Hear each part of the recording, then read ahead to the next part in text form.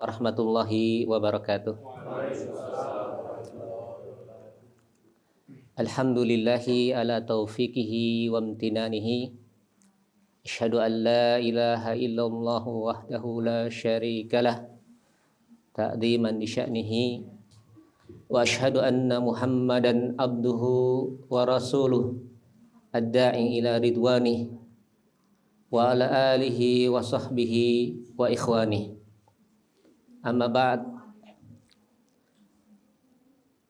Qala Allah Ta'ala fil Qur'anil Karim, a'udzu billahi minasyaitonir rajim. Ya ayyuhalladzina amanu taqullaha haqqa tuqatih wa la tamutunna illa wa antum muslimun. Amma ba'd. Ikhwani wa akhwati fillah, a'azzakumullah. Alhamdulillah, di kesempatan ini di awal bulan Sya'ban ya, mungkin sudah berlalu beberapa hari, Allah takdirkan kita bisa kembali bermajelis di majelis-majelis ilmu insyaallah, karena yang akan kita sampaikan adalah satu bab dari bab-bab ilmu yang diwariskan oleh para ulama kita. Kita berada di bulan Sya'ban ini sedikit mengingatkan untuk pribadi saya dan juga teman-teman semuanya bahwa bulan Sya'ban ini mungkin sebagian orang belum tahu akan keutamaan atau rahasia yang kandung di dalamnya. Padahal Rasulullah SAW mengungkapkan rahasia di bulan Sya'ban ini.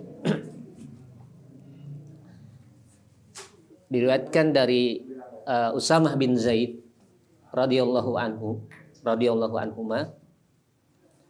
Beliau ini adalah sahabat yang selalu memperhatikan apa yang dilakukan oleh Rasulullah sallallahu alaihi wasallam. Nah, ketika di bulan Sya'ban, Usamah bin Zaid ini bertanya kepada Nabi sallallahu alaihi wasallam. Kata beliau, "Ya Rasulullah, lam araka tasumu syahran minasyuhur. Ma tasumu min Sya'ban?" Wahai Rasulullah, aku belum pernah melihat engkau berpuasa dalam satu bulan sebagaimana engkau berpuasa di bulan Sya'ban.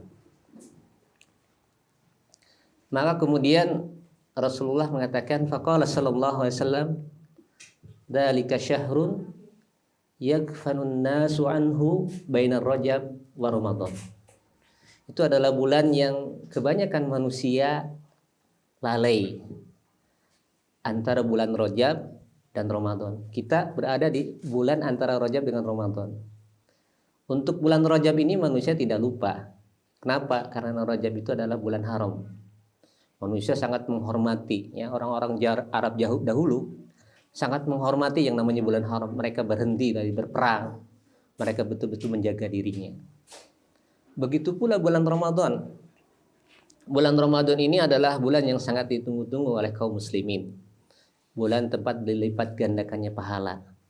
Bulan yang sejak awal malamnya itu ada pembebasan manusia dari neraka. Awal malam sampai akhir Ramadan. Nah, bulan Sya'ban ini orang lewat. Ya. Maka kata Nabi, kebanyakan manusia lalai, ya. Kemudian wa huwa syahrun turfa'u fihi al-a'mal. Bulan ini adalah bulan diangkatnya pahala, kata Nabi sallallahu alaihi wasallam. Fa uhibbu an yurfa'a amali wa ana shaim. Dan aku ingin, ya, diangkatnya amalan aku, ya, dalam keadaan sedang berpuasa. Ada 3 rahasia. Pertama, bulan ini banyak orang lalai. Yang kedua, bulan ini adalah bulan tempat diangkatnya catatan amal. Kemudian yang ketiga, Nabi sangat ingin, ya, ketika amalnya diangkat dalam keadaan berpuasa. Ini rahasia yang orang tidak banyak tahu. Oleh karena itu Rasulullah SAW banyak berpuasa di bulan Sya'ban ini. Ya, puasa apa maksudnya? Puasa sunnah. Sehingga kata Aisyah radhiyallahu anha dalam sebuah hadis yang diriwayatkan dalam Sahihain, ya, Kata Aisyah, ma ra'aitu Rasulullah istakmala siyama syahrin ila Ramadan. Wa ma ra'aitu aksaru siyaman minhu fi Sya'ban. Aku tidak pernah melihat Rasulullah menyempurnakan puasa penuh 1 bulan kecuali Ramadan. Karena memang Ramadan adalah puasa yang wajib. Kemudian wa ma ra'aitu aksara siyaman minhu Sya'ban. Fi Sya'ban. Dan tidak pernah aku melihat Rasulullah berbanyak puasa di bulan Sya'ban. Ini di antara amalan-amalan beliau. Jadi insya Allah nanti, mungkin sekarang kita tidak sedang berpuasa ya. Tapi maksudnya kita memperbanyak. Yang mungkin biasanya kita tidak Senin Kemis, Sya'ban ini kita Senin Kemis. Mungkin biasanya di bulan ini kita tidak Ayyamul Bid, ya jarang-jarang gitu kan, setahun berapa kali mungkin ya. Ramadan minimal bulan Sya'ban kita Ayyamul Bid coba ya. Syukur-syukur kalau sudah terbiasa dengan misalkan puasa sunnah Daud ya. Makanya di dalam bulan Sya'ban ini sebelum kita memasuki Ramadan nanti, Rasulullah SAW mengatakan la tuqaddimu Ramadan bisawmi yaumin wala yaumin illa rajulan kana yasumu sauman falyasumhu. Jangan kau mendahului Ramadan dengan sehari 2 hari sebelumnya, kecuali jika seseorang sudah terbiasa puasa ya, maka hendaklah atau bolehlah dia untuk berpuasa. Nah, ini di bulan Sya'ban tidak ada amalan khusus kecuali apa? Kecuali berpuasa. Enggak ada pun doa-doa khusus di bulan Sya'ban, enggak ada. Adapun doa yang mengatakan Allahumma barik lana fi Rajab wa Sya'ban wa balikna Ramadan, itu hadisnya lemah sebagaimana dijelaskan oleh para ulama. Ikhwani fillah azakumullah, ini sekedar nasihat singkat terkait dengan bulan Sya'ban karena kita ada di bulan ini. Kemudian ikhwani fillah azakumullah, kita sekarang di pertemuan yang ke-10 masuk kepada pembahasan dari kitab tauhid. Ini adalah bab majaa fi dzabhi li ghairillah. Bab tentang hal-hal yang berkaitan dengan penyembelihan selain Allah. Kalau kita lihat banyak sekali pembahasan dari para ulama dari kitab ini menunjukkan bahwa permasalahan ini adalah permasalahan yang sangat penting untuk kita ketahui. Karena ternyata sebagian dari kaum muslimin mungkin belum paham ya, buktinya apa? Mereka terjerumus ke dalam praktek-praktek yang salah di dalam penyembelihan. Sebagiannya ya, ada yang melakukan perbuatan syirik kecil terkait dengan penyembelihan. Bahkan waliyadzubillah, ada di antara mereka zahirnya sepertinya muslim tapi melakukan praktek kesyirikan dengan menyembelih untuk selain Allah. Waliyadzubillah.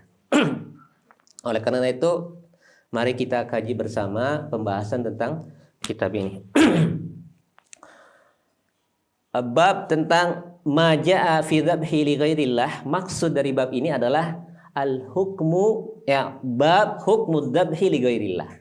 Bab tentang hukum penyembelihan untuk selain Allah. Ya, tentunya kalau kita kasih kesimpulannya hukumnya jelas haram ya kan? Cuma nanti perlu kita jelaskan. Kemudian di antara beberapa syarih atau penjelas dari kitab ini mengatakan bab yakni majaa fi ayatil Quran wa ahaditsir Rasul sallallahu alaihi wasallam ya minal wa'id asyadid minal wa'id sadid wa tahdid li fa'ili dzalika innahu mal'unun wa annahu finnar wa anna fa'ilahu wa anna 'amilahu minasyirkil akbar annakil minal millah.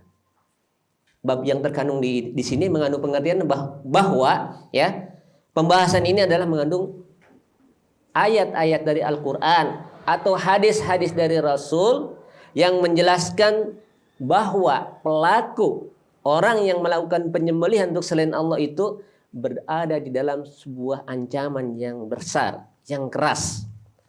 Pelakunya itu akan keluar dari Islam.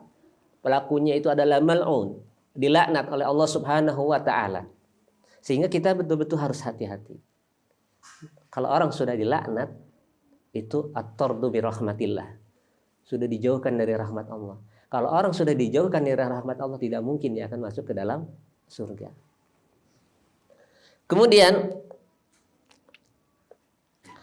ad-dabhu ini adalah ibadatun wa qurbah. Penyembelihan ini adalah sebuah ibadah. Ya, sebuah ibadah dan qurbah. Yakni mendekatkan diri kepada Allah Subhanahu wa taala. Maka kita lihat nanti bukti bahwa menyembelih itu adalah sebuah ibadah di dalam Al-Qur'an dan juga dalam hadis. Allah Subhanahu wa taala menjelaskan ketika Nabi diperintahkan oleh Allah untuk mengatakan kul inna sholati wa nusuki wa mahyaya wa mamati lillahi rabbil alamin. Katakanlah bahwa salatku, nusukku, nusuk adalah ad-dabhu, sembelihanku, hidupku dan matiku untuk Allah Rabb semesta alam. Di sini Allah menggandengkan antara salat dengan apa? Dengan nusuk. Antara salat dengan nusuk. Salat adalah ibadah min a'dhamil ibadat yataqarrabu biha ilallah al-abd. Salat ini adalah seagung-agungnya ibadah yang orang mendekatkan diri kepada Allah. Bahkan min a'dhamil ibadah ba'da syahadatain. Ketika salat itu tidak boleh diperuntukkan kepada selain Allah, maka tidak boleh orang untuk sujud kepada selain Allah. Tidak boleh orang untuk ruku kepada selain Allah. Makanya para ulama menyebutkan di antara bentuk al-inhina, inhina itu menundukkan kepala seperti ini. Itu adalah muharram. Karena itu termasuk bentuk di antara bentuk-bentuk ruku. Ya. Kadang orang timur ini agak ewo-bekewo ya kan. Kalau ketemu orang tuh begini gitu kan. Seperti orang Jepang kayak gini. Itu adalah bentuk ilhina yang nggak boleh kita untuk melakukan seperti itu. Karena itu adalah di antara bentuk contoh ruku. Makanya hal ini pernah dipraktekkan oleh orang-orang salaf terdahulu, para sahabat Nabi Sallallahu Alaihi Wasallam.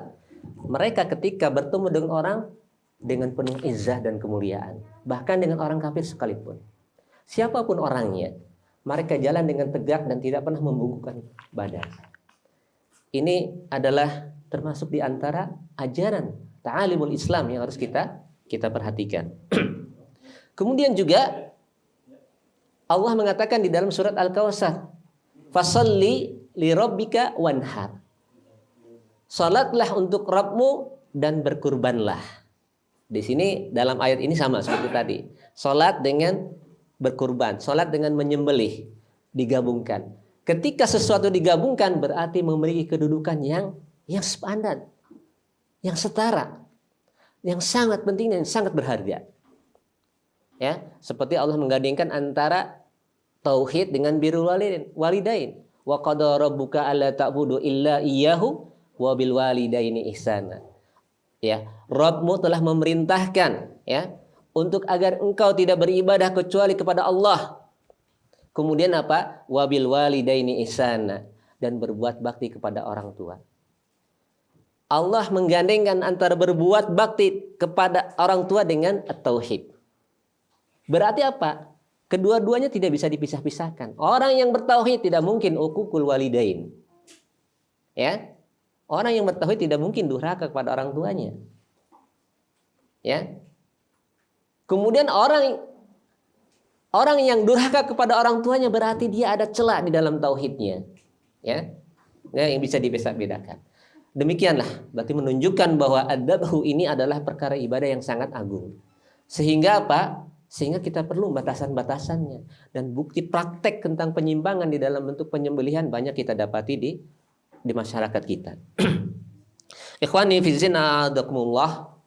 Maka contoh di antara bentuk penyimpangan dalam praktek penyembelihan adalah dabhul liqarabin, ya. Ya ada. Kemudian wa yuqaddimu halil kubab. Ini di masyarakat Arab itu banyak sekali terjadi.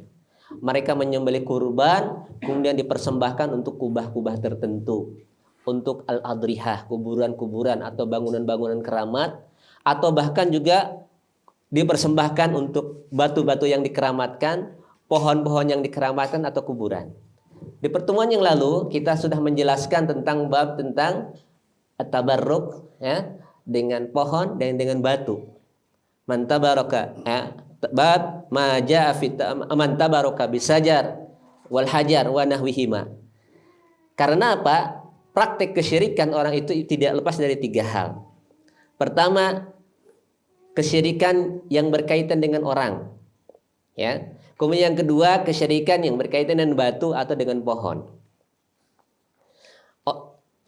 Yang berkaitan dengan orang diantaranya apa? Orang bertabaruk dengan person, ya.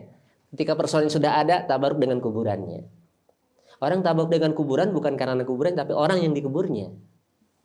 Kemudian ada orang yang tabaruk mencari berkah dengan apa? Dengan batu-batuan. Dianggap batu-batuan ini punya kekuatan, sehingga orang merasa takut ketika melewati batu tersebut. Nah, perasaan-perasaan seperti ini senantiasa ada di kalangan manusia. Orang merasa ngeri, takut ketika melewati pohon yang besar atau batu yang besar. Padahal batu dan pohon nggak ada apa-apanya. Tapi perasaan takut itu ditimbulkan oleh syaitan.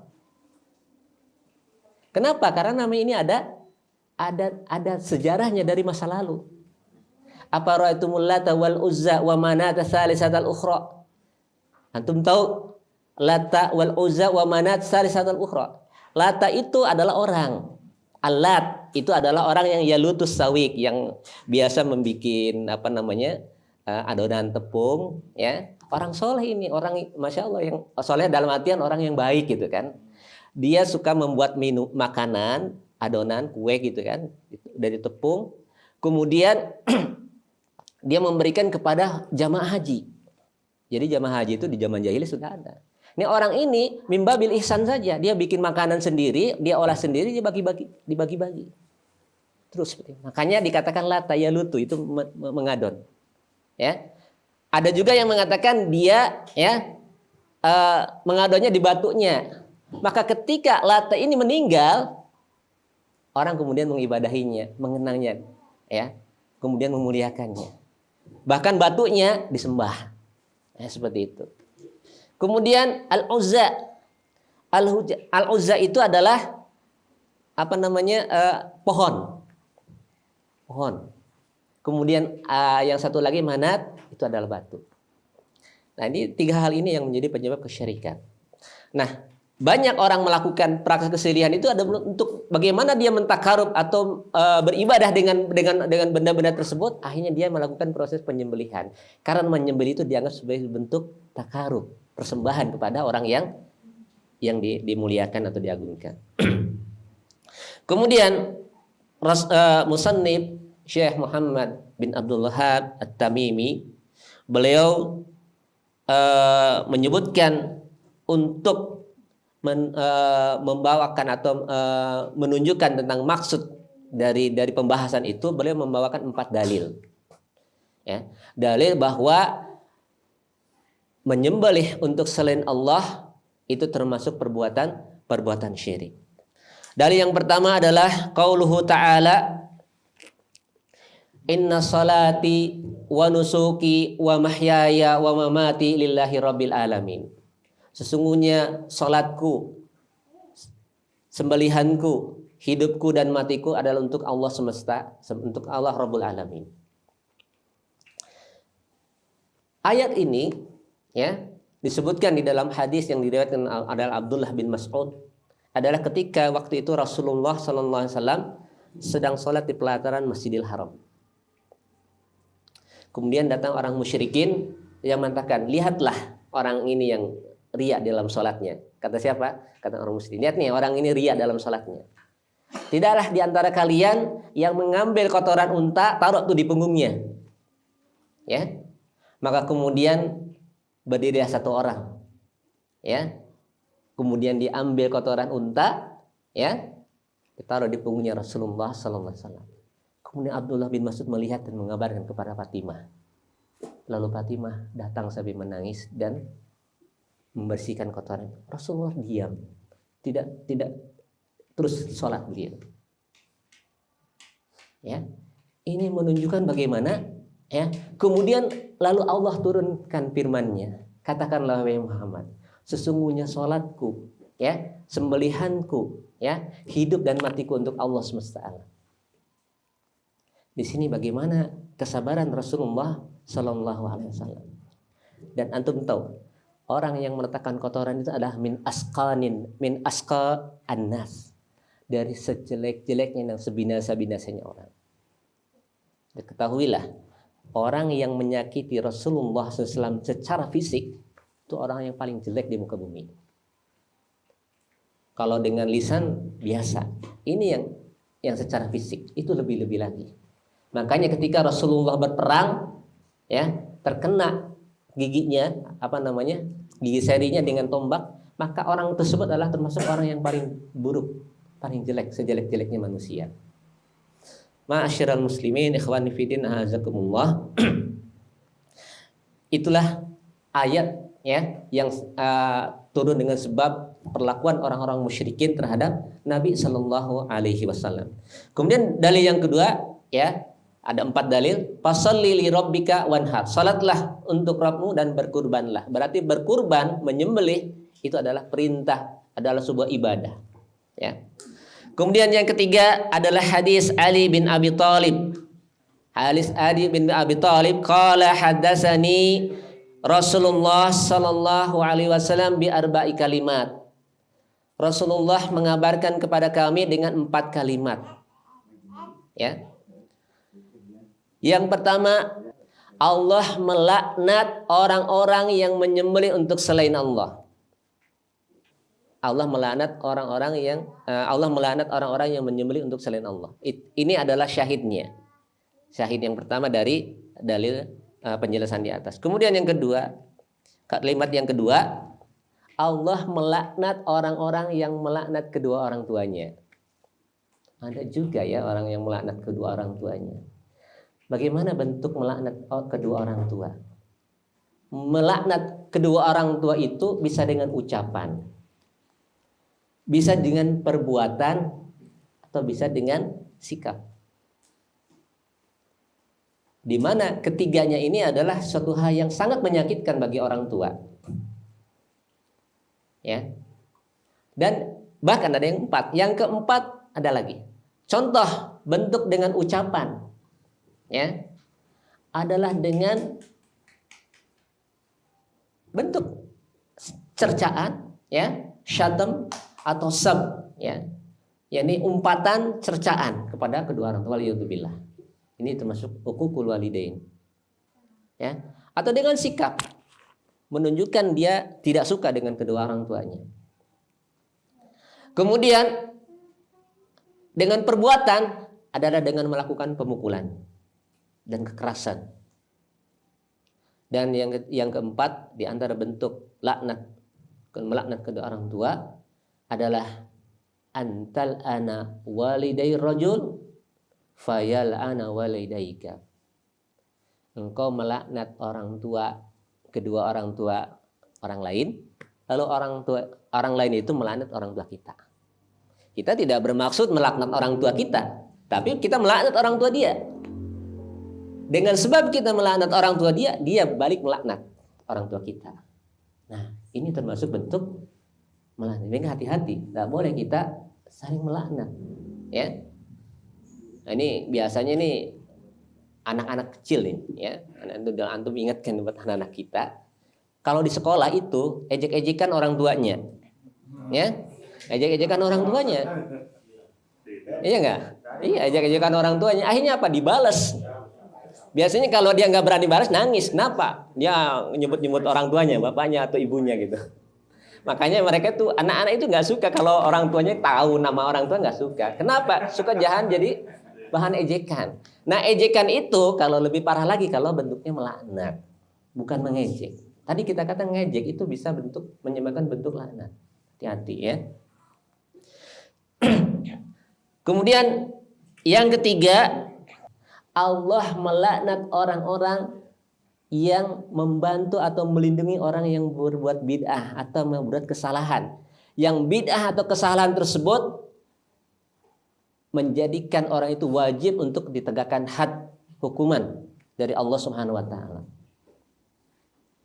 Contoh misalkan orang yang melakukan had, ya, had itu hukuman dalam Islam. Misalkan ada orang yang mencela Nabi Shallallahu Alaihi Wasallam. Kalau ada orang yang mencela Nabi Shallallahu Alaihi Wasallam, hukumnya bagaimana? Kufur kan? Ya, orang yang kufur hukumnya dibunuh, dieksekusi. Atau orang yang melakukan sihir, ya, itu hukumnya apa? Hukumnya adalah dibunuh. Orang yang mencuri hukumnya potong tangan dan sebagainya.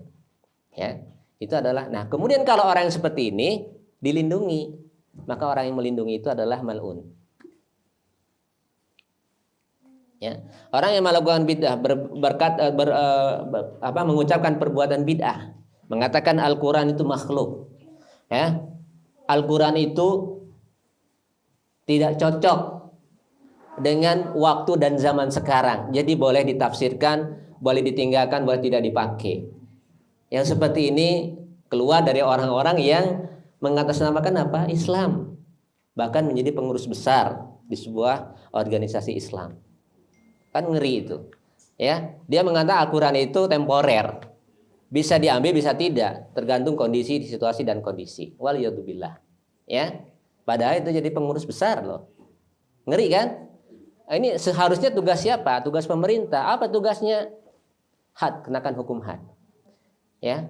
Dan kalau dilindungi, mal'un. Mengerikan kan? Kemudian yang keempat, kalimat yang keempat, Allah melaknat orang-orang yang merubah batas-batas tanah. Ya. Batas-batas tanah antara kita dengan tetangga kita. Ya, tetangga yang memiliki tanah dengan kita dirubah. Maka orang yang merubah itu mal'un. Makanya hati-hati, ya. Jangan sampai hal ini menzolimi orang lain. Ya, perbuatan tersebut adalah perbuatan menzolimi orang lain, menzolimi hak-hak orang lain. Keempat kalimat ini yang menjadi syahid dalam pembahasan bab ini adalah kalimat yang pertama, la'anallaha man dzabaha li ghairillah. Allah melaknat orang-orang yang menyembelih untuk selain Allah. Kemudian hadis yang keempat, dalil yang keempat adalah hadis Tariq bin Syihab, bahwa Rasulullah sallallahu alaihi wasallam, ya, qala dakhala jannah rajulun bidubab. Ada yang masuk surga seseorang karena lalat. Wa dakhalan nar rajulun fidubab. Dan juga ada orang yang masuk neraka karena semata-mata lalat. Jadi sesuatu yang hakir, yang enggak bermanfaat, orang yang enggak dikira itu bisa penyebab masuk surga atau masuk neraka. Kemudian hal ini menyebabkan para sahabat heran. Kaifa dzalika ya Rasulullah? Bagaimana hal itu bisa menyebabkan orang masuk surga atau masuk neraka ya Rasulullah? Ya. Kemudian faqala, lalu Rasulullah menjelaskan, marra rajulani ala qaumin lahum sanam. Lewat dua orang, ya. Dua orang lewat kepada suatu kaum yang kaum itu memiliki sonam. Sonam itu adalah apa saja yang dibuat, batu atau pohon yang dibuat kayak bentuk manusia, ya, dibikin patung dan sebagainya, diukir dan sebagainya, kemudian disembah. Sonam. Ya. Kemudian la yajuzuhu ahadun hatta yuqariba ilaihi syai'an.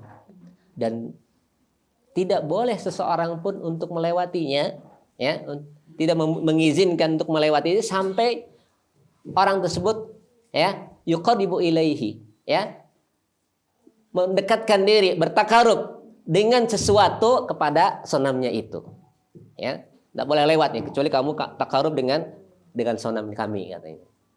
Jadi sonamnya itu berarti apa? Sesuatu yang diagungkan dan disembah dan diibadahi oleh kaum tersebut. Kemudian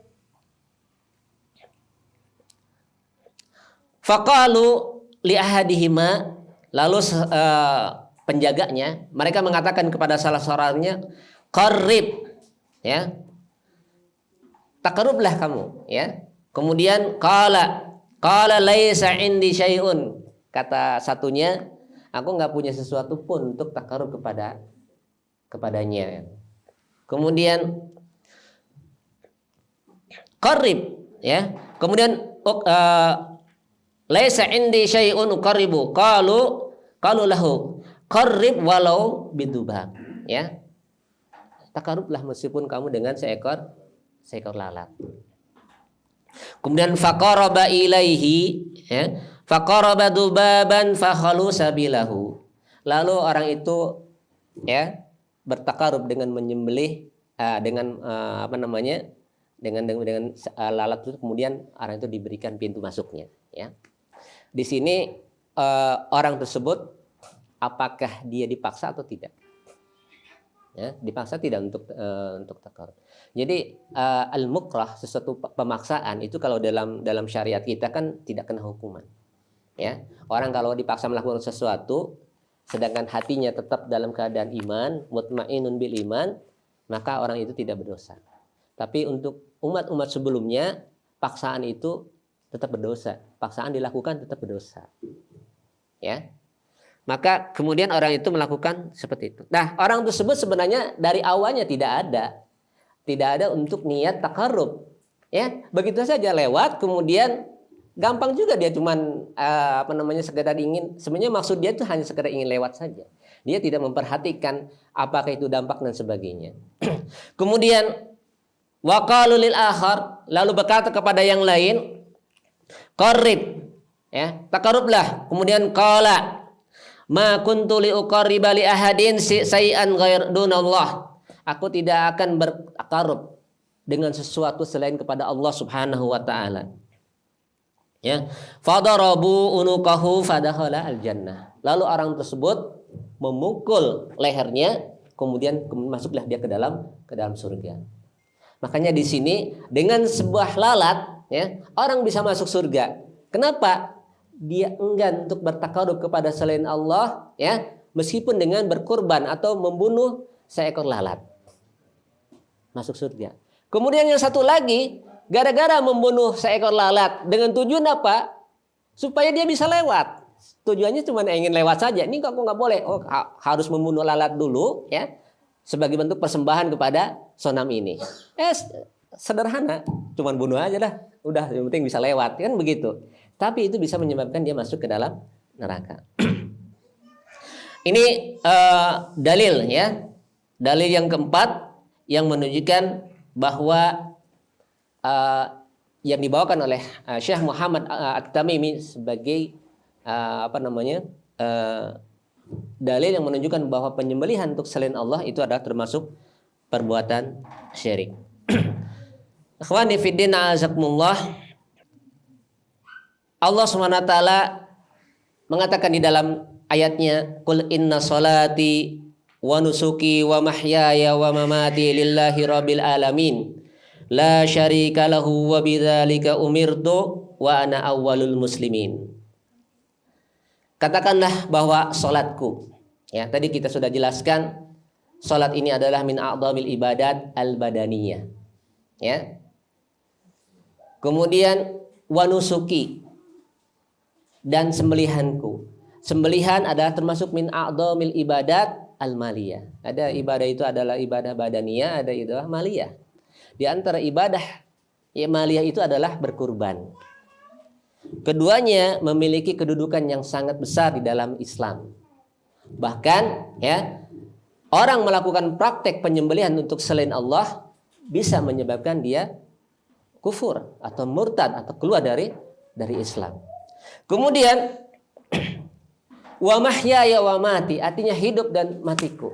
Maka ketika Rasulullah SAW diancam, dihinakan oleh orang-orang musyrikin, supaya menjadi hiburan bagi Rasulullah, Allah perintahkan, katakanlah wahai Muhammad kepada orang-orang musyrikin, sesungguhnya salatku, sembelihanku, hidupku dan matiku untuk Rabb semesta alam, ya, la syarikalah, tidak ada syarikat sekutu baginya, wa bidzalika, dan atas tauhid inilah, ya, atas tauhid ini umirtu, aku diperintah. Jadi, ya, dinul anbiya, agamanya para nabi apa? Diperintahkan untuk tauhid.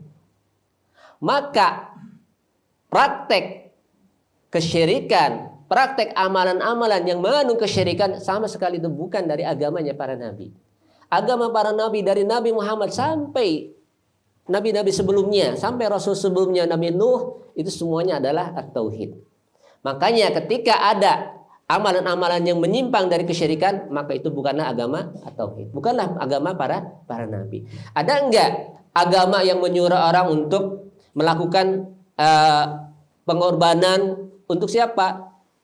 Untuk penguasa wadi, penguasa lembah ini, untuk yang memiliki kawasan laut ini, untuk yang menguasai wilayah gunung ini, kemudian melakukan praktik penyembelihan supaya terselamatkan dirinya.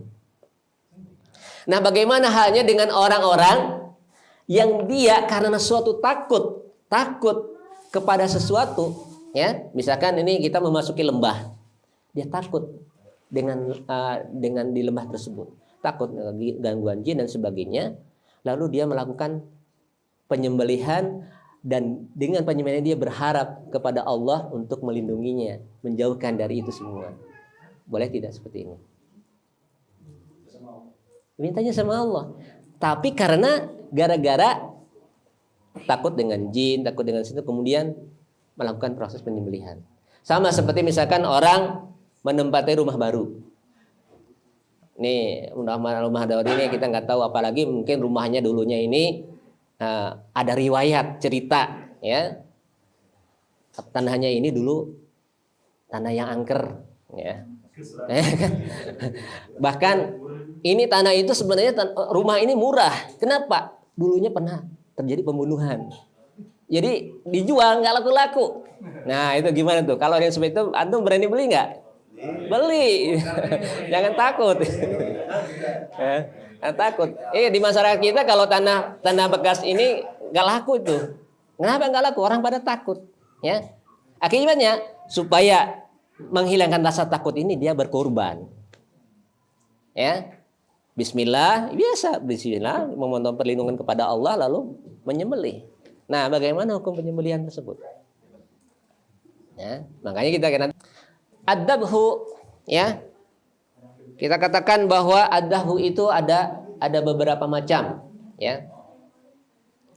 Yang pertama adalah an yadbaha lillahi subhanahu wa ta'ala, ya, biqasdi al-lahm. Orang menyembelih, ya, menyembelih hewan, ya, lillah, ya.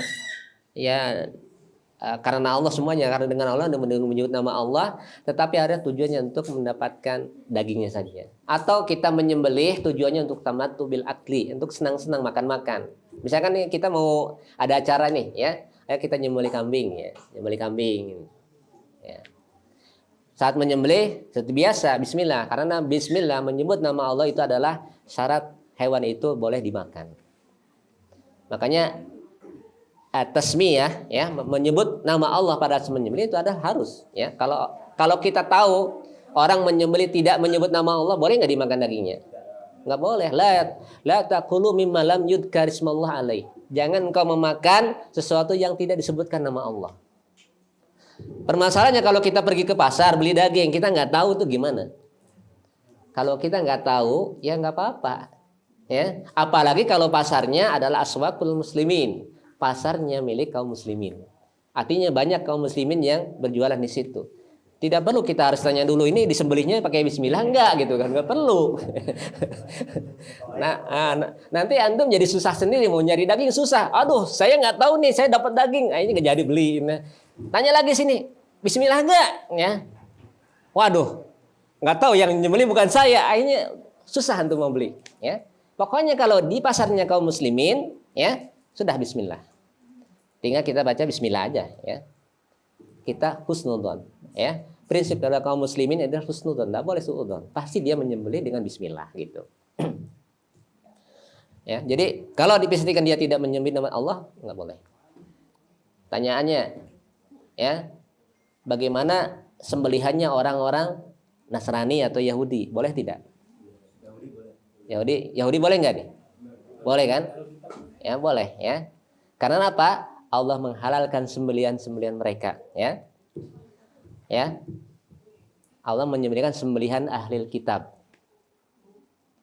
Berarti kalau antum touring ke Eropa misalkan, ya, banyak kan ahli kitab kan, ya enggak? Makan daging, boleh nggak antum? Boleh aja, Bismillah. Ya kenapa? Allah halalkan sembelihan orang Nasrani, orang Yahudi. Biasanya ke Eropa banyak kan apa? Nasrani kan? Bismillah. Asal jelas daging yang dimakan itu adalah daging yang halal, ya. Jangan asal daging saja, tanya itu daging apa ini, ya. Daging apa yang dimakan? Ternyata dagingnya daging ibab misalnya, nggak boleh, ya. Ya, dagingnya daging apa? Oh, daging sapi, oh, daging kambing misalkan, ya. Boleh kita makan. Sebaliknya antum touring ke India. Nah, touring ke India misalkan. Nah, antum harus hati-hati cari makanan yang halal. Kenapa? Karena India ini bukan ahli kitab mayoritasnya, ya, mayoritasnya Hindu. Makanya kalau mencari makan, lihat dulu nih ya, ini kedainya Muslim atau bukan. Ada Muslim, Bismillah, ya, seperti itu. Cina juga sama. Cina mayoritasnya bukan Islam. Lihat dulu halal atau tidak, ya, seperti itu.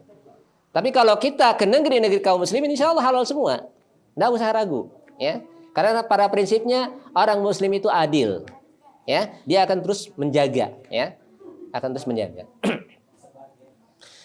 Ya, jadi menyembelih dengan tujuan seperti ini, ya, menyembelih dengan tujuan untuk makan-makan dan sebagainya, maka itu hukumnya adalah al-ibahah, boleh, ya, tanpa nggak dilarang kita untuk menyembelih tersebut. Asal tadi dengan catatan menyembelihnya dengan menyebut nama Allah Subhanahu wa taala. Yang kedua,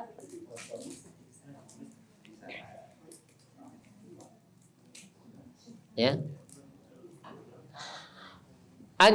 anjadbaha lil ibadah, yani li ajli ibadatin yataqarrabu biha ilallahi subhanahu wa ta'ala, ya, yaitu menyembelih dengan tujuan ibadah, bertakarub kepada Allah subhanahu wa ta'ala, ya. Maka penyembelihan itu adalah penyembelihan yang ma'jur, penyembelihan yang mendapatkan pahala. Contohnya apa?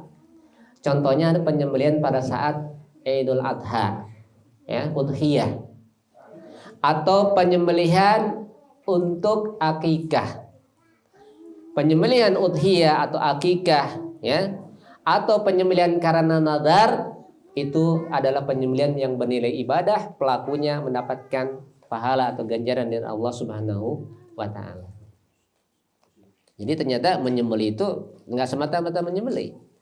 Nah, ada bagaimana tadi misalkan menyembelih jangan cuma mubah saja, masa kita levelnya mubah saja. Apa yang kita lakukan mubah tapi bisa bernilai ibadah. Jadi kan menyembelih untuk senang-senang makan, ya kan? Apa gimana supaya bernilai ibadah? Kita menyembelihnya mubah tapi nilainya ibadah. Bagaimana caranya?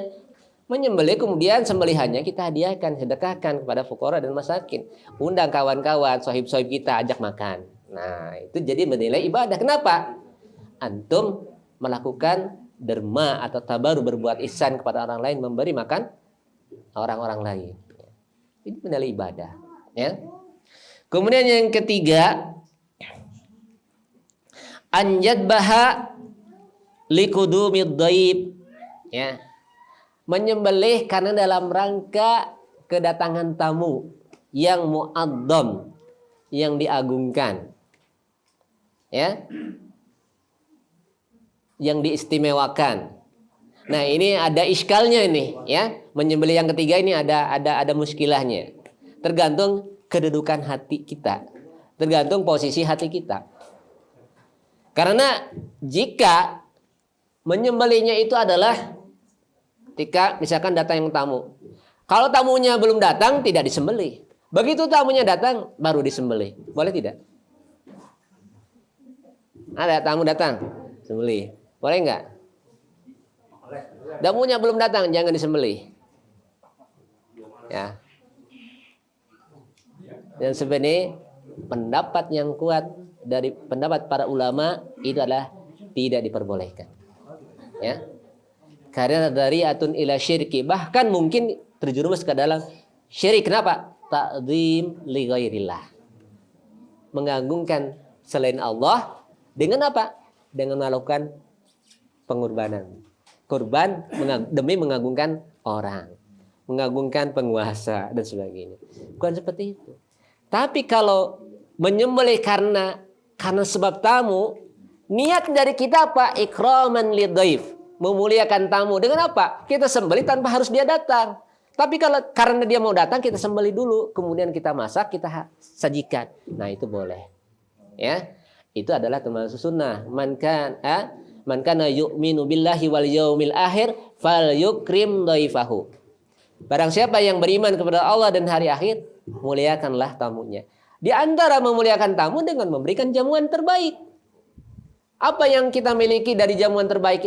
Kita nggak ada makanan ini. Kita punya kambing tuh. Ayo kita sembelih aja kambing. Sembelih kambing. Tujuannya apa? Tujuannya adalah untuk memuliakan tamu. Jadi di sini ikhwan perhatikan, kedudukan amalan hati, amalan batin memiliki kedudukan yang sangat penting dan sangat urgen. Kenapa? Ini bisa membedakan maksud dari amalan tersebut sehingga bisa bernilai kufur atau bernilai sunnah. Seperti tadi, ya. Ada tamu, kita nyembelih. Menyembelihnya apa? Demi pengagungan terhadap tamu. Berarti apa? Ta'dziman li ghairillah. Mengagungkan selain Allah nggak boleh. Sehingga diwujudkan dengan apa? Dengan menyembelih. Ingat, mengagungkan saya dengan menyembelih itu, penyembelihan itu akan bernilai ibadah. Ya. Itu yang ketiga ya. Jadi harus diperhatikan kedudukan hati, ya, niat itu memiliki kedudukan yang sangat penting. Oleh karena itu Rasulullah mengatakan innamal a'malu binniyat. Sesungguhnya amal itu dengan niat. Karena niat itu akan menyebabkan segala sesuatu tergantung niatnya. Kalau niatnya salah, bisa jadi kemudian dia melakukan kesalahan. Oleh karena itu, yang ketiga, dalil yang ketiga ini adalah kenapa hal itu termasuk mereka mengatakan itu pendapat yang dilarang, ya. Ya, sebagaimana datang di dalam sebuah hadis, ya, inda ahli sunan, ya. Ahli sunan itu adalah para ulama yang meriwayatkan hadis dengan disebut kitabnya adalah as-sunnah. Seperti Sunan Ibnu Majah, Sunan At-Tirmidzi, Sunan Abu Dawud, ini namanya ahli sunan.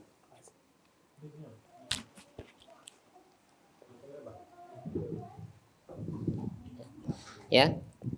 Innan nabiyya sallallahu alaihi wasallam naha an ta'amin mutabariyin. Ya. Nabi sallallahu alaihi wasallam melarang dari makanan al-mutabariyin, yakni alladani yata'adhamani yadbahuma ayyuhuma aksaru nadiyan wa qauman wa wafidan. Ya. Fahada minal fakhri wal khuyala alladhi naha syari'anhu. Ya. Bahwa Nabi sallallahu alaihi wasallam melarang dari makanan-makanan makanan mutabariyin, ya. Siapa yang mutabariyin itu? Adalah orang-orang yang ingin menunjukkan kepada orang lain, ya. Mana orang yang memiliki pengikut yang banyak? Mana orang yang paling segalanya? Dia ingin membanggakan dirinya. Ya, sehingga dengan membanggakan dirinya dia bawakan, ya. Bawakan untuk kemudian disembelih. Ya, yang seperti ini adalah Rasulullah SAW melarangnya. Kemudian yang keempat, an yadbaha bismillahi khaufan minal jin. Menyembelih dengan menyebut nama Allah, tetapi apa? Karena takut terhadap jin. Ya. Bahwa yataqarrabu biha ilallahi. Kemudian orang itu bertakarub kepada Allah dengan menyembelih itu. Takarubnya kepada Allah, ya. Karena apa? Karena takut jin. Ya.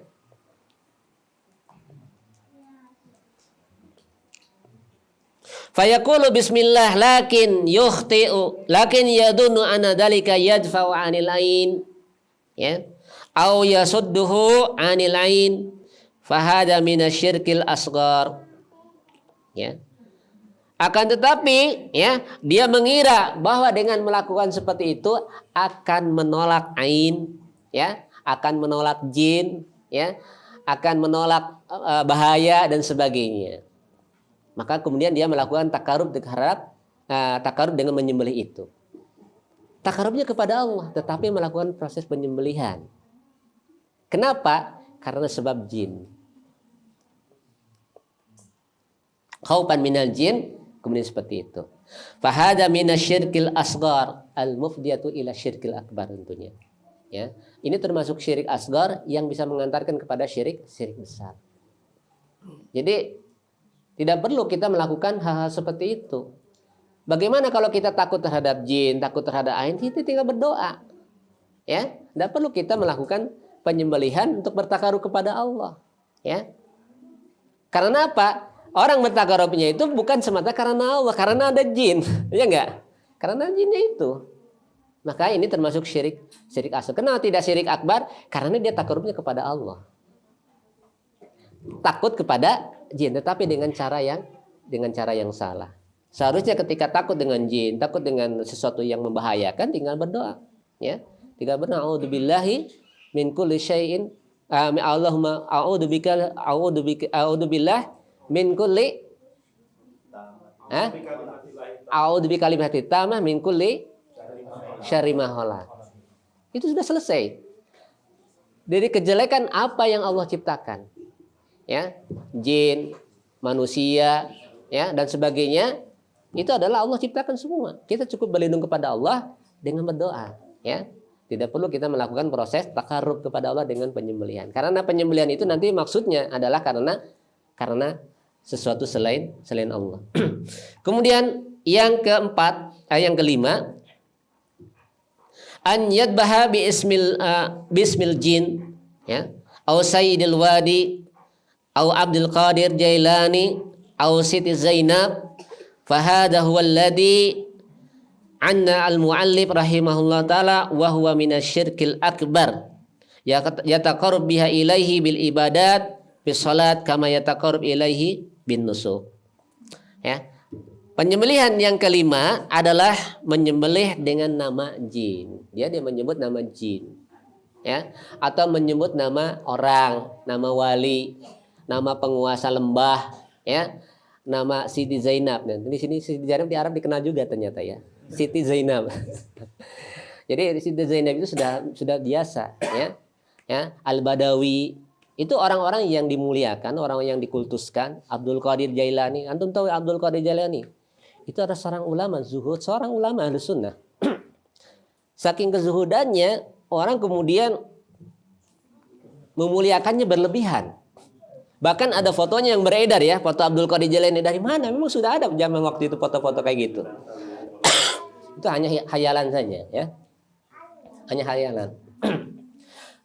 Orang-orang tersebut kemudian dijadikan orang untuk tabarruk, ya, untuk menjadi wasilah, jadi dalam berdoa untuk mencari keberkahan dan sebagainya. Nah, berkurban dengan menyebut nama-nama tadi itu termasuk yataqarrub biha ila ghairillah. Ya, bertakarub kepada selain Allah, dan bentuknya termasuk adzabhu li ghairillah. Inilah yang dimaksudkan oleh mu'allif, oleh penulis Syekh Muhammad bin Abdul Wahhab, adzabhu li ghairillah. Yang tentunya ini harus kita hindari. Nah, kita ingatkan orang-orang terdekat di antara kita atau saudara-saudara kita kaum muslimin yang lain yang masih melakukan perbuatan seperti itu, ingatkan. Kita mengingatkan, ya, membebaskan orang dari kesyirikan itu pahalanya sangat besar. Ya, pahalanya sangat besar. Dan tugas para nabi, ya, dari awal sampai akhir, ya, para rasul dari awal rasul sampai rasul kita terakhir, tujuan adalah membebaskan manusia dari perbuatan syirik. Kalau membebaskan manusia dari perbudakan rikil ibad, ya, perbudakan hamba sahaya, itu pahalanya besar. Membebaskan hamba sahaya itu, bahkan pembebasan budak ini dijadikan sebagai salah satu bentuk kafarat, ya, bentuk kafarat dari perbuatan dosa yang dilakukan dengan membebaskan budak. Membebaskan budak saja lebih besar besar sekali pahalanya. Bagaimana dengan membebaskan manusia dari kesyirikan? Itu lebih besar lagi, ya. Maka An-Nabi sallallahu alaihi wasallam, ya, mengingatkan kepada kita, ya, tentang bahaya dari adzabhu li ghairillah, ya. Karena adzabhu li ghairillah ini berdampak kepada laknat Allah kepadanya. Kita tahu bahwa laknat itu apa? Laknat itu adalah tardu min rahmatillah. Dijauhkan orang tersebut dari rahmat Allah Subhanahu wa taala. Dan rahmat Allah ini yang menyebabkan seorang itu masuk dalam surga. Orang masuk surga bukan karena amalnya semata, tetapi semua itu karena rahmat dari Allah Subhanahu wa taala. Dan rahmat Allah Subhanahu wa taala, kasih sayang Allah Subhanahu wa taala hanya khusus untuk orang-orang mukmin saja. Orang-orang yang kafir tidak akan mendapatkan rahmat oleh Allah Subhanahu wa taala. Oleh karena itulah Allah disifati dengan sifat apa? Ar-Rahim. Kalau Ar-Rahman itu rahmat yang sifatnya umum, melingkupi segala sesuatu yang ada di alam ini, ya. Orang kafir bisa hidup dengan nyaman. Orang kafir bisa hidup dengan tenang. Orang kafir bisa mendapatkan segala, itu adalah rahmat Allah yang sifatnya umum. Kemudian hewan, anak singa bisa berkasih sayang kepada anaknya. Singa atau harimau ini kan biasanya kejam, tapi kepada adiknya dia sayang. Padahal dia hewan, nggak punya akal, tapi dia naluri kasih sayang ada. Allah SWT yang memberikan rahmat itu, ya. Tetapi ada satu rahmat, ada rahmat yang hanya khusus untuk orang-orang mukmin, Ar-Rahim inilah sifatnya. Makanya di dalam hadis disebutkan lillahi tis'ah wa tis'ina isman. Ya.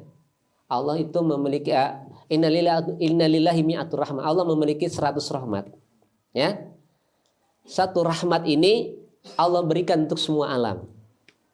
Tis'ah wa tis'ina rahmatan akan Allah berikan, ya, kepada kaum mukminin nanti di surga. Itu darah rahmat Allah Subhanahu wa taala. Ikhwan fillah azakumullah. Inilah pembahasan yang penting tentang ad-dabhu li ghairillah, bahwa bentuk penyembelihan selain Allah ini adalah perbuatan yang diharamkan. Nah, kita jangan terkecoh bahwa menyembelih selain Allah, ad-dabhu li ghairillah ini secara rinci bisa kita tafsirkan, ya. Ada orang yang menyembelih sama sekali dia tidak niat untuk ibadah, hanya sekedar makan-makan saja. Itu hanya boleh-boleh saja. Seperti yang tadi kita sampaikan, ya. Hanya sekedar untuk kita makan-makan, ya, makan enak, kemudian kita sembelihkan. Ya. Kemudian yang kedua adalah penyembelihan yang sifatnya mendapatkan pahala atau ganjaran. Itu adalah penyembelihan dimaksud untuk takarub kepada Allah Subhanahu wa taala. Di antaranya apa? Di antaranya menyembelih karena nadar, menyembelih karena akikah, menyembelih karena udhiyah, dan ini adalah termasuk ibadah maliyah yang sangat agung. Kemudian yang ketiga adalah penyembelihan yang sifatnya haram, ya. Penyembelihan yang sifatnya haram adalah penyembelihan yang diperuntukkan kepada selain Allah, ya. Dia bertakarub kepada selain Allah, ya, atau dengan menyebut nama selain Allah, maka itu semua adalah penyembelihan yang diharamkan di dalam Islam. Mungkin ini sedikit kajian pembahasan tentang ad-dabhu li ghairillah. Mudah-mudahan bermanfaat untuk kita semua, ya, sehingga kita terhindar dari hal-hal yang menyebabkan terjerumus ke dalam perbuatan syirik kepada Allah Subhanahu wa taala. Cerita ya. Ya. Demikian pembahasan singkat, ya. Memang ad-dabhu li ghairillah ini tidak terlalu banyak pembahasannya.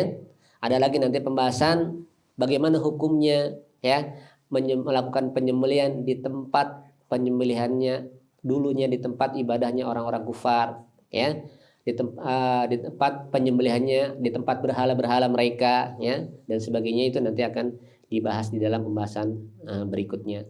Termasuk juga mungkin pertanyaan bagaimana melakukan ibadah, ya, di gereja misalkan. Kalau menyembelih di tempat penyembelihan dulunya dijadikan tempat kesyirikan, jelas, ya, itu tidak boleh kita melakukan penyembelihan di mana di situ adalah tempat yang digunakan untuk perbuatan syirik, ya. Nah, ini pertanyaan lagi, lalu bagaimana dengan hanya sholat di tempatnya gereja seperti itu? Ya, tentunya kita tahu bahwa gereja itu sebenarnya adalah tempat beribadah kepada Allah Subhanahu wa taala. Kanisa itu tempat beribadah kepada Allah Subhanahu wa taala. Tetapi tara alaihi syirku, masuk ke dalamnya kesyirikan. Salatnya orang-orang Nasara zaman dahulu, ya, dengan kaum muslimin itu berbeda dalam syariatnya. Mereka tidak ada ruku, tidak ada sujud, ya. Kita ada ruku, ada sujud. Mereka dengan syariatnya, syariat orang-orang sebelum kita. Ya, tempat-tempat ibadah itu adalah tempat untuk beribadah kepada Allah Subhanahu Wa Taala hakikatnya. Ya, jadi kita ingatkan bahwa agama Islam itu kalimat Islam itu secara umum adalah agamanya para nabi. Dari zaman Nuh dan Nabi Nuh, Rasul pertama sampai ke kita, itu semuanya agamanya Muslim. Ya, semuanya agamanya Muslim. Jadi wala tamutunna illa wa antum muslimun. Kalimat Muslim itu berlaku buat siapa? Buat semua orang. Jadi Muslim itu bukan hanya dibatasi oleh orang-orang kita saja. Umatnya Nabi Musa, pengikut Nabi Musa adalah Muslim di zamannya. Pengikutnya Nabi Isa, kaum Hawari, itu adalah Muslim di zamannya. Umatnya Nabi Nuh, ya, yang mengikuti beliau adalah Muslim di zamannya. Umatnya Nabi sebelum kita, sebelum Nabi Muhammad SAW adalah umat Muslim. Ketika apa? Ketika beriman dan mengikuti nabinya. Ya. Tetapi sejak diutusnya Nabi Shallallahu Alaihi Wasallam, maka pengikutnya Nabi Isa, pengikutnya Nabi Musa, ya, ketika Rasulullah SAW diutus, tidak ada pilihan lain kecuali untuk mengikuti Nabi Shallallahu Alaihi Wasallam. Maka ketika dia mengikuti Nabi, pengikut Nabi Isa atau orang-orang Nasrani, ya, atau orang-orang Yahudi yang mengikuti Nabi Shallallahu Alaihi Wasallam, berarti dia Muslim. Maka otomatis ketika Nabi Shallallahu Alaihi Wasallam hadir diutus saat itu, maka mereka yang mengikuti Nabi Musa, mengikuti ajaran Nabi Musa, mengikuti ajaran Nabi Isa, lalu tidak mengikuti Nabi, bukan lagi Muslim. Tapi kalau Nabi belum diutus, mereka masih Muslim. Tapi begitu Nabi diutus dan tidak beriman, bukan lagi Muslim. Itu sederhana, ya. Makanya nggak perlu ada ajaran-ajaran yang ingin mempersatukan agama-agama Ibrahimiyah katanya. Ya, Ibrahimiyah itu kan ajarannya hampir sama, tauhid katanya. Sama-sama Tuhannya, ya, harus dipersatukan, nggak perlu. Kalau mau disatukan harusnya mereka mengikuti kita. Orang Yahudi mengatakan, ya, Nasrani nggak ada apa-apanya. Orang Nasrani mengatakan Yahudi nggak ada apa-apanya. Yahudi itu salah. Orang Nasrani sama juga. Maka nggak ada, ya, istilahnya orang Nasrani membela Yahudi, itu nggak ada. Hanya mau nikah saja, ya, mau nikah orang Nasrani yang baik bela Yahudi. Makanya dibantah oleh pendeta-pendeta Kristen itu, ini Kristen yang bodoh katanya. Kenapa? Kenapa dia harus bela-bela Yahudi? Yahudi itu mencela Tuhan kita katanya gitu. Ya, saling cela. Jadi di antara mereka saling cela. Agamanya nggak jelas. Ya, agamanya nggak jelas. Kenapa? Betul ada dikatakan oleh Nabi Sallallahu Alaihi Wasallam, ya. Kata Nabi Sallallahu Alaihi Wasallam, ya, la yasma'u bi Yahudiyun wala Nasraniyun summa la yu'minu bi illa kana min ashabin nar. Tidaklah mendengar akan aku orang Yahudi dan Nasrani kemudian tidak mengikuti aku, ya, kecuali dia menjadi penghuni neraka. Menunjukkan bahwa kewajiban mengikuti Rasulullah SAW ini adalah menjadi keharusan untuk agar dia menjadi Muslim, ya. Jadi Muslim ini bukan dominasi agama kita kemudian mereka tidak Muslim. Muslim kalau mereka mengikuti nabinya di zamannya dan Nabi SAW belum diutus. Begitu Nabi yang diutus, maka wajib mereka untuk mengikuti Nabi kita Sallallahu Alaihi Wasallam. Ini sekedar pengingat saja mungkin bagi kita, ya. Semoga apa yang disampaikan dalam pertemuan kajian ini bisa memberikan pencerahan kepada kita tentang hukum-hukum di dalam penyembelihan yang nyata kita dapati, kita saksikan di dalam kehidupan masyarakat kita. Sebagai contoh, ya, ada di antara kita mungkin pernah melihat, ya saya juga pernah melihat, bahkan mendengar kabarnya, bahkan melihat fotonya juga. Ada orang yang melakukan praktek sedekah laut, ya. Sedekah laut itu apa yang disedekahkan itu adalah kepala kerbau, kepala kambing. Berarti apa? Dia melakukan proses penyembelihan. Bahkan ada orang yang ikut-ikut dan di situ saya melihat ada yang pakai kerudung. Mungkin karena dia jahil gitu kan. Nah, apakah diterima udurnya dengan kejahilan tersebut? Ya, dengan diutusnya Nabi Sallallahu Alaihi Wasallam sebenarnya tidak ada udur. Ya, udur itu adalah masa sebelum diutusnya para rasul. Fatrah minar rasul itu udur yang diterima. Tapi ketika rasul itu sudah diutus, la ya'tur bil jahli, tidak ada udur dengan kejahilan. Dan bahkan tradisi itu justru diadakan adat, dilestarikan. Siapa yang menanggung dosa seperti ini? Mereka para mas'ulin. Ya, lalu itu bila ini kenyataan yang sangat memilukan. Ketika kita menyaksikan orang yang ikut-ikutan adalah berbaju muslim. Ya, ada yang pakai kerudung, ada yang pakai sarung dan sebagainya. Makanya ini ada tradisi, ya, tradisi yang mungkin tradisi saja gitu kan, ya. Nah, padahal praktik itu ada jelas adalah praktik penyembelihan untuk selain Allah Subhanahu wa taala. Ya. Ini banyak ya. Nah, sekian di Cirebon ada, ya, di Cilacap ada, di Yogyakarta, pokoknya daerah pantai. Pelabuhan Ratu ya ada. Nah, yang seperti ini ya. Yang seperti ini kan Indramayu ya. Betul. Itu saya sempat dikirimin ada praktek ini, praktek larung laut katanya. Sedekah bumi gitu. Ada lagi sedekah bumi ya dan sebagainya. Itu adalah termasuk bentuk-bentuk kesyirikan dan kejahilan yang nampak ada di tengah-tengah masyarakat kita. Ya. Tugas kita adalah kita mengingatkan karena itu adalah bentuk perbuatan syirik ya yang bisa menyebabkan pelakunya jika mati dalam keadaan membawa dosa itu adalah kekal di neraka. Itu mungkin yang bisa kita sampaikan. Semoga bermanfaat sedikit yang bisa kita sampaikan. Kita tutup dengan doa kepada majelis. Subhanakallahumma bihamdika asyhadu an la ilaha illa anta astaghfiruka wa atubu ilaik.